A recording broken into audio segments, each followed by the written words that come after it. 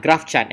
You can just go to the graph, legacy dialog, and then you can request whatever charts that you want to be constructing. Okay.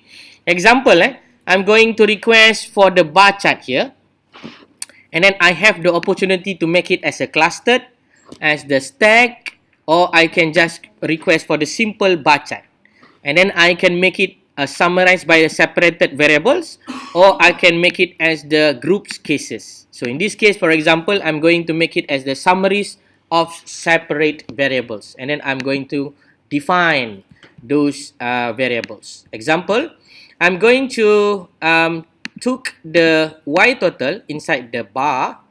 So the bar represent mean of the y total, and then the row means that the row of the variables will be in terms of the gender, and then the column, for example, in terms of the race.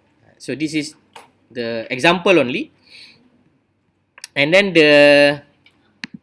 let me see what happened.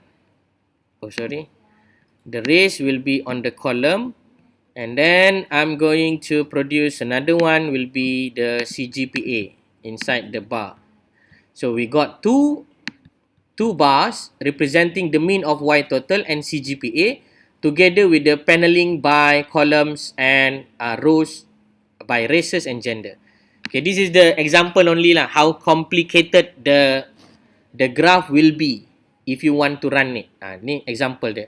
You have two category here, y total and CGPA, between different races and between different gender, male and female. So it runs simultaneously. Okay, so you can actually double click on this particular graph to make changes on the color. You want to change the color, right? Usually you don't like blue, you like green, for example. Up to you.